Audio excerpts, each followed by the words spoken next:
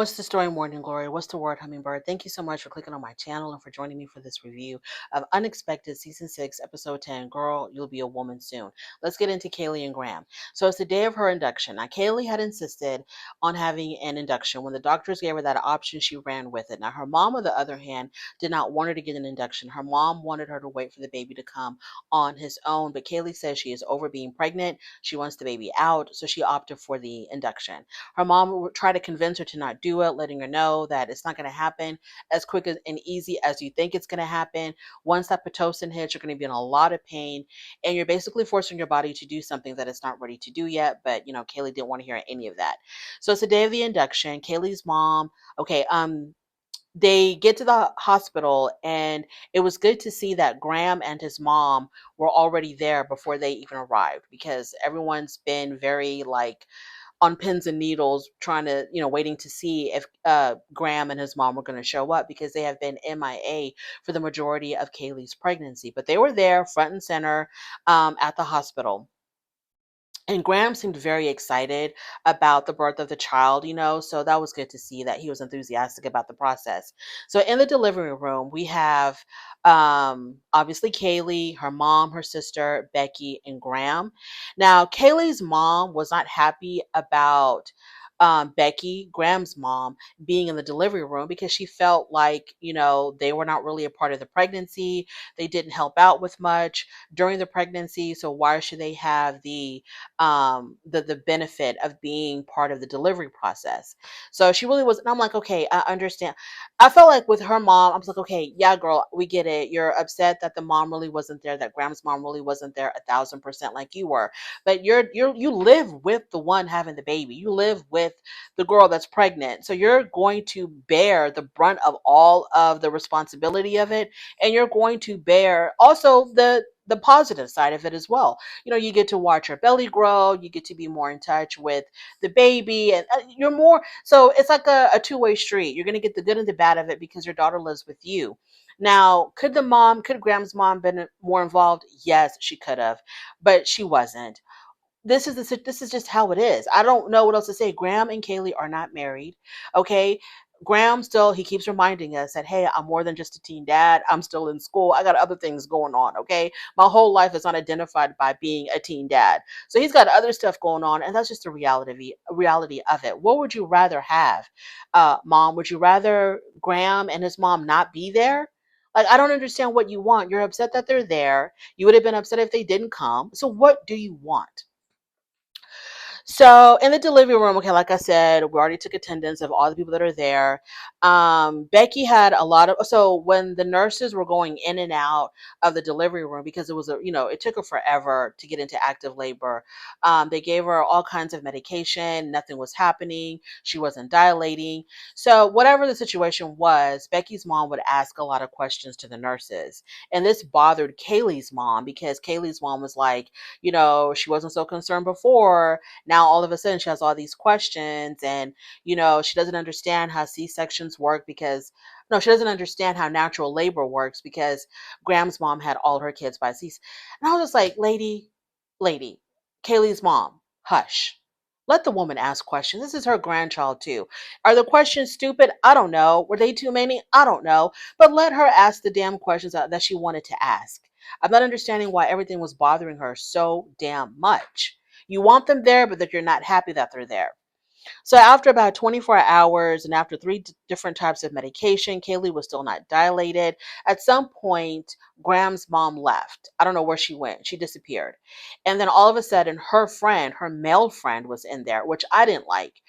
We don't know who this person is. He's not a friend, foe, relative, or anything to Kaylee. So why is this strange man there?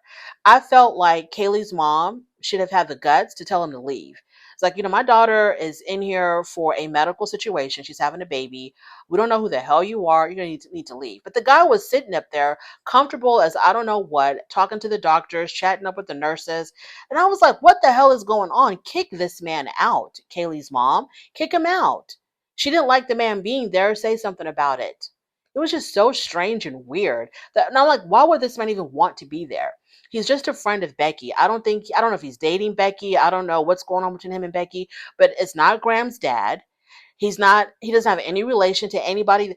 Kick this man out. That was just so strange. Like, you don't have nothing to do. You don't have to go fishing or hunting or doing something else, go to work or anything, and you want to be here and watch a minor have a baby? Like, get the hell out of here.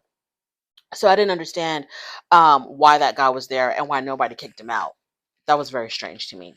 Moving on to Anaya and DeQuan. So Anaya's family, they have this thing. I'm not going to call it a tradition. I don't know exactly what it is. Where they go on in the RV. There's like a family RV, and Grandpa drives the RV, and they use the RV to go to the store and I don't know, family vacation. I don't know. They just use this RV randomly.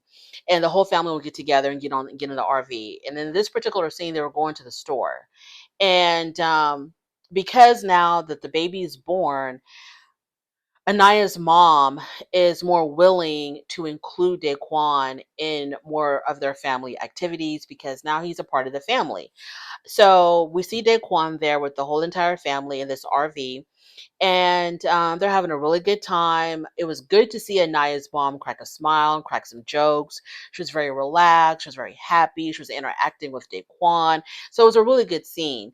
Um, the mom even gives him credit and says that he has really proven himself to the family because he's very hands-on with the baby. He comes over all the time to help out with the baby. He changes the baby's diapers. He feeds the baby. He's very, very, very much hands-on.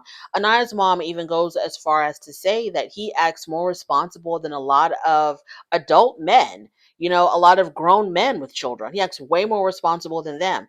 So it makes me really wonder what happened to make Daquan exit stage left so quickly after they were done filming or however long after filming. It took, like, what happened to make them break up to the point where on Anaya's social media, she keeps talking about how she don't got nothing to do with Daquan.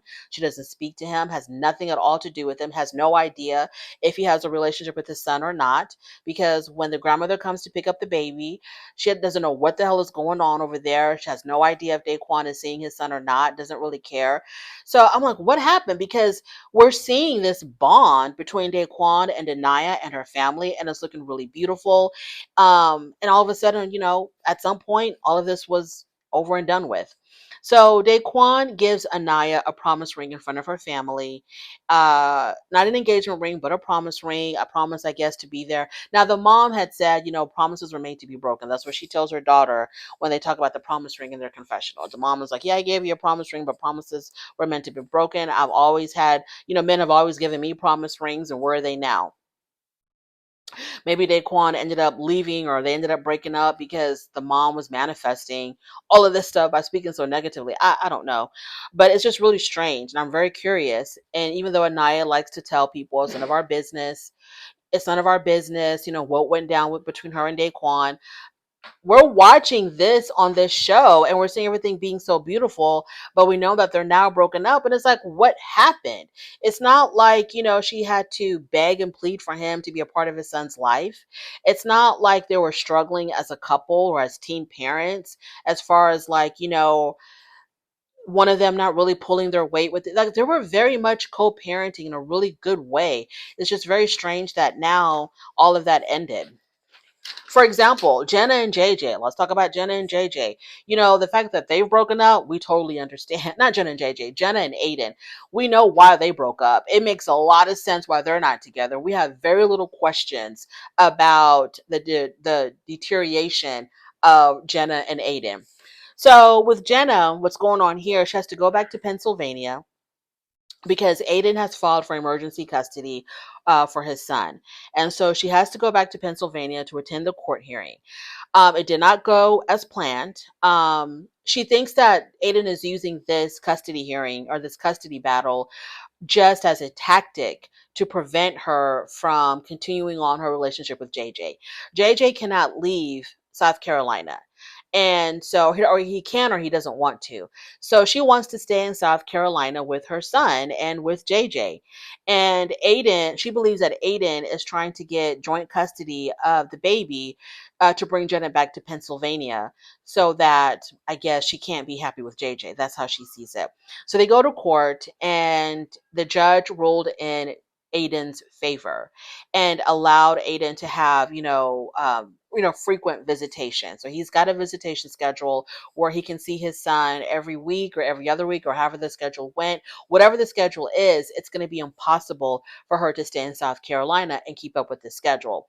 And Aiden seems like the kind of person who may not fulfill his end of the deal. He may miss some visitations, but the first time that she doesn't allow him to see the child on his scheduled visitation, he's going to be dragging her back into court, trying to have the court hold her in contempt. I can see Aiden doing that. I can definitely see him doing that. And it's really sad that he's using his son as a tool to try to ruin his son's mother's life. It's really sad and pathetic. Aiden has a lot of hate and bitterness in him. And it was very obvious when we saw him in the previous seasons how hateful he was, how angry he was, how bitter he was, how resentful he was. It was really sad. Like, this is like, I don't know if he has a mental health issue that's making him act like this. I don't know if there was something going on between him and Jenna that we don't know about that turned him into this monster. I don't know what's going on with Aiden, but Aiden's a very bitter, bitter person. And it's like he's wasting the best years of his life being bitter and vindictive. When you get to a certain age and you look back at your younger years and you wish that you could have done things differently, a lot of us probably tell ourselves, I wish I would have just taken the time to enjoy that moment a little bit more, because it's very fleeting. So he's wasting the best years of his life, his youthful years, being angry and bitter and upset, because I don't know if he was just born this way. I don't know if it's family issues, if it's a traumatic childhood, if it's the relationship with Jenna. I don't know what it is, but when we watched their season together, Aiden was rarely happy. He rarely smiled. I think the only time that he softened up just a tad was when he was with his son. He was never happy with Jenna, and he made her life miserable. She put up with a lot. So now that he was able to get visitation or joint custody or whatever it is that he got, she said she's going to go for full child support now.